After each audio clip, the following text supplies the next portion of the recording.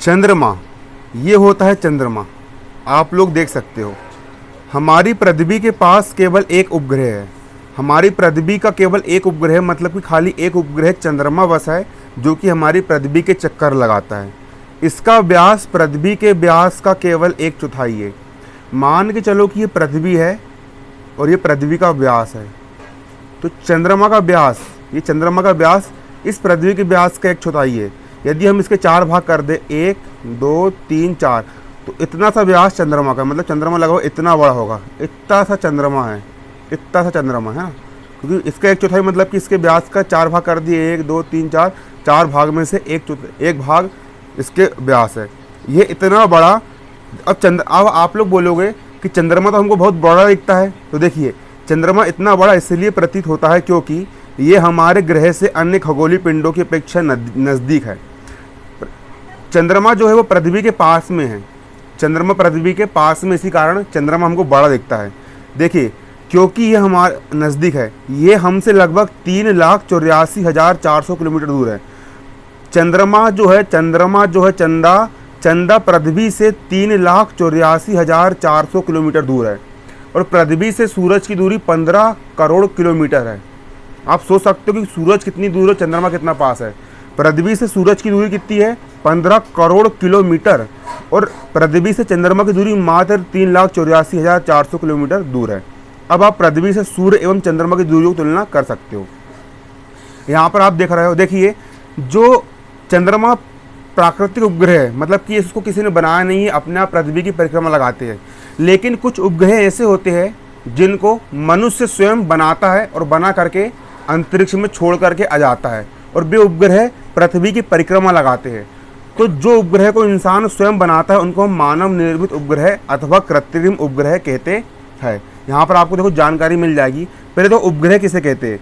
एक खगोलीय पिंड है जो ग्रहों के चारों ओर उसी प्रकार चक्कर लगाता है जिस प्रकार ग्रह सूर्य के चारों ओर चक्कर लगाते हैं। उपग्रह किसको बोलेंगे? उपग्रह वे पिंड होते हैं जो ग्रह के चारों ओर चक्कर लगाते हैं। जिस प्रकार ग्रह तारों की परिक्रमा लगाते हैं, जिस प्रकार पृथ्वी सूरज की परिक्रमा लगाती है, उसी प्रकार उपग्रह जो होते हैं वो ग्रह की परिक्रमा लगाते हैं। अब मानव निर्मित उपग्रह क्या होते हैं? मानव निर्मित उपग्रह एक कृत्रिम पिंड है, यह वैज्ञानिकों के द्वारा बनाया गया है। इसको मतलब कि वैज्ञानिक स्वयं बनाते हैं, इस प्रकार का दिखता है ना, कृत्रिम उपग्रह है ना, जिसका उपयोग ब्रह्मांड के बारे में जानकारी प्राप्त करने। आप लोग गूगल मैप देखते होंगे, गूगल मैप में जो एक प्रकार से हमको जो रोड के जो चित्र दिखते हैं ना, वो रोड के चित्र कहाँ से आ रहा है?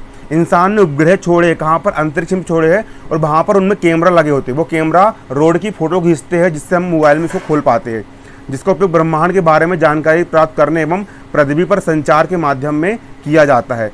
इसे रॉकेट के द्वारा अंतरिक्ष में भेजा जाता है एवं पृथ्वी की कक्षा में स्थापित करते। आप देख सकते हो एक रॉकेट है, रॉकेट से देखो इस उपग्रह को छोड़ रहा है, सैटेलाइट को छोड़ रहा है, रॉकेट उड़ा, ये उड़ा, फिर ये उड़ा, फिर यहाँ से उपग्रह निकल के यहाँ पर आ गया और ये अंग यहाँ पर टूट के गिर गए।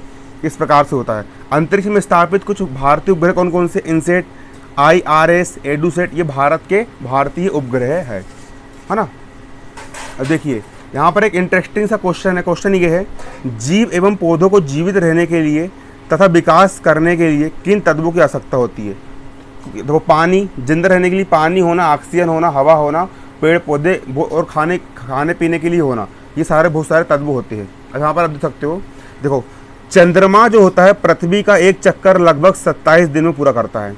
चंद्रमा को पृथ्वी का एक चक्कर लगाने में 27 दिन लगते हैं। इसी कारण हमारा महीना भी 27 दिन का होता है, वो 30 दिन का होता है ना। चंद्रमा पृथ्वी का एक चक्कर लगभग 27 दिन में पूरा करता है। लगभग इतने ही समय में ये अपने अक्ष में भी एक चक्कर पूरा करता है।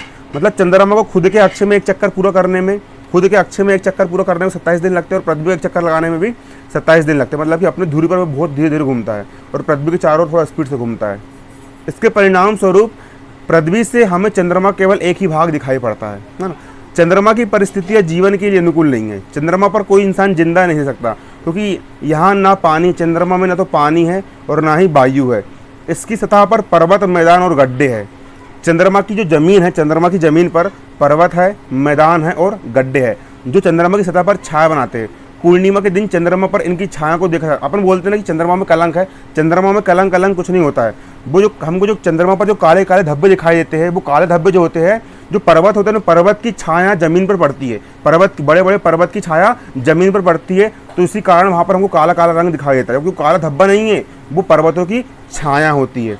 अब क्षुद्र ग्रह किसे कहते हैं आप अच्छे से समझ लीजिए। क्षुद्र ग्रह क्या होते हैं? क्षुद्र ग्रह तारों, ग्रहों एवं उपग्रह के अतिरिक्त असंख्य छोटे पिंड भी सूर्य के चारों चक्कर लगाते हैं। बहुत सारे ऐसे छोटे पिंड होते हैं जो सूरज के चारों ओर चक्कर लगाते हैं। इन पिंडों को क्षुद्र ग्रह कहते हैं। ये मंगल और बृहस्पति की कक्षाओं के बीच पाए जाते हैं। वैज्ञानिकों के अनुसार क्षुद्र ग्रह के ही भाग होते हैं जो कि बहुत वर्ष पहले विस्फोट के बाद टूटकर अलग हो गए। यहाँ पर आप देख सकते हो चित्र में, देखिए यहाँ पर ये मंगल ग्रह हो गया और यहाँ पर ये बृहस्पति ग्रह हो गया। इनके बीच में क्षुद्र ग्रह का एक पट्टिका होती है। ये बहुत सारे असंख्य छोटे छोटे पत्थर होते हैं, पिंड होते हैं, बहुत सारे बड़े बड़े पत्थर होते हैं जो सूरज के चारों ओर चक्कर लगाते हैं। ऐसा माना जाता है कि यहाँ पर पहले ग्रह रहा होगा और वह ग्रह टूट गया और ग्रह के विस्फोट होने के कारण, टूटने के कारण उसके असंख्य छोटे छोटे पत्थर बन गए और वो यहाँ पर परिक्रमा लगाते हैं, ऐसा माना जाता है। ऐसा कौन मानते हैं? हमारे वैज्ञानिक बाबा लोग मानते हैं। अब देखिए उल्का पिंड क्या होते हैं? उल्का पिंड क्या होते हैं? उल्का पिंड सूर्य के चारों ओर चक्कर लगाने वाले पत्थरों के छोटे छोटे टुकड़ों को उल्का पिंड कहते हैं। ऐसे छोटे छोटे पत्थर के टुकड़े जो सूरज के चारों ओर परिक्रमा लगाते हैं, जो सूरज के चारों ओर परिक्रमा लगाते हैं, उन टुकड़ों को उल्का पिंड कहते हैं। कभी कभी ये उल्का पिंड पृथ्वी के इतने नज़दीक आ जाते हैं कि इनकी प्रवृत्ति पृथ्वी पर गिरने की होती है ना। आप लोग ने देखे होंगे, अपन कभी कभी बोलते हैं कि तारा टूट के गिर रहा है, जबकि तारा टूट के कभी नहीं गिरता है। तारा तो इतना बड़ा होता है कि आप सोच भी नहीं सकते। जो गिरते वो पत्थर टूट करके गिरते हैं। वो जो पत्थर रहते हैं, जो अंतरिक्ष में जो पत्थर पाए जाते हैं, वो पत्थर जैसे पृथ्वी के संपर्क में आते हैं तो पृथ्वी का गुरुत्वाकर्षण बल उन पत्थर को अपनी ओर खींचता है, जिससे वो पृथ्वी पर गिरते हुए प्रतीत होते हैं। देखिए अब क्या होता है कि जैसे पत्थर गिरता है, जैसे आसमान से पत्थर गिरता है, तो उल्का पिंड के गिरने के कारण क्या होता है कि हवा में घर्षण होता है। अब पिंड स्पीड से गिर रहा है और यहाँ पर हवा मौजूद है, हवा से घर्षण होता है, तो घर्षण के कारण क्या होता है, ये गर्म होकर जलने लग जाते हैं। जो पत्थर जो उल्का पिंड होते हैं वो क्या होते हैं, जलने लग जाते हैं और जलने के कारण चमकदार प्रकाश उत्पन्न होता है। कभी कभी कोई उल्का पिंड पूरी तरह बिना जले पृथ्वी पर गिरती है, जिससे धरातल पर गड्ढे बन जाते हैं। जब अगर उल्का पिंड पूरी तरह से नहीं जल पाया और पत्थर के रूप में वो धरती पर गिरता है तो वहाँ पर क्या बन जाते हैं, गड्ढे बन जाते हैं। देखिए अब यहाँ पर देखना, क्या आपने तारों वाले खुले आकाश में एक ओर से दूसरी ओर तक फैली चौड़ी सफ़ेद पट्टी की तरह एक चमकदार रास्ते को देखा है? देखिए आप लोग ने आसमान में देखे होंगे किस प्रकार से एक चौड़ी पट्टी के टाइप हमको यहाँ पर रास्ता दिखता है ना। और आपको समझ में, ये लाखों तारों का समूह है, जबकि ये रास्ता नहीं है। यहाँ पर लाखों खरबों अनगिनतों तारे, यहाँ पर अरबों खरबों तारे, और कई तारे सूरज से भी बड़े, लेकिन वो बहुत अधिक दूरी पर होने के कारण हमको दिखाई नहीं देते हैं। यह पट्टी आकाश गंगा, मिल्की वे, आकाश गंगा, इसको हिंदी में आकाश गंगा और अंग्रेजी में इसको मिल्की वे बोलते हैं। यह पट्टी क्या कहलाती है?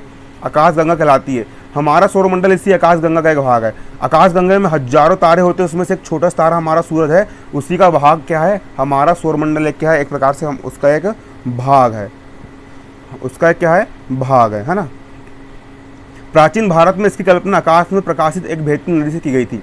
पुराने ज़माने लोगों ने सोचे कि आसमान में एक नदी बह रही है, इसलिए उन्होंने सोचा कि जैसे गंगा नदी होती है ना, उसी प्रकार इसका नाम उसने आकाश गंगा रख दिया। आकाश में बहने वाली गंगा नदी, इसलिए उन्होंने आकाश गंगा नाम रख दिया। इस प्रकार इसका नाम आकाश गंगा पड़ा था। आकाश गंगा करोड़ों तारों, बादलों तथा गैसों की एक प्रणाली है। आकाश गंगा क्या है? करोड़ों तारों और बादलों और गैसों की एक प्रणाली है। इस प्रकार लाखों आकाश गंगा है। अब एक तो छोटी सी आकाश गंगा में हमारा छोटा सा सूरज का एक तारा है, उसमें हमारा छोटी सी पृथ्वी एक ग्रह है। इसी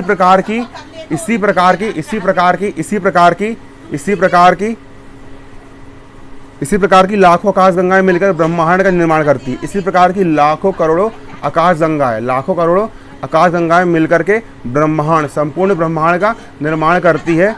ब्रह्मांड की विशालता की कल्पना करना अत्यधिक कठिन है। ब्रह्मांड इतना बड़ा है कि हम इसकी कल्पना भी नहीं कर सकते, इतना विशाल होता है कि हम इसकी कल्पना भी नहीं कर सकते। वैज्ञानिक अभी भी इसके बारे में अधिक से अधिक जानकारी एकत्र करने में जुटे हुए हैं। जितने वैज्ञानिक होते हैं वो ब्रह्मांड के बारे में अभी तक जानकारी इकट्ठा करने की कोशिश में जुटे हुए हैं।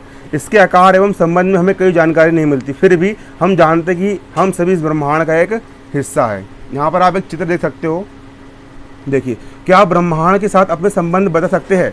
आप पृथ्वी पर है तथा पृथ्वी सौरमंडल का एक भाग है। अपन पृथ्वी पर है और पृथ्वी कहाँ पर? पृथ्वी सौरमंडल में, सौरमंडल आकाश गंगा में और आकाश गंगा कहाँ पर है? ब्रह्मांड में। कुल मिलाकर के बात ऐसी है कि देखो, एक ब्रह्मांड होता है, ये होगा ब्रह्मांड। इस ब्रह्मांड में लाखों करोड़ों अनगिनत आकाश गंगाएं हैं। इस ब्रह्मांड में लाखों करोड़ों अनगिनत आकाश गंगाएं है आकाश गंगा। और हर एक आकाश गंगा में अरबों खरबों तारे, हर एक आकाश गंगा में अरबों खरबों तारे, हर एक आकाश गंगा में अरबों खरबों तारे। इसमें से हमारी एक छोटी सी आकाश गंगा होती है।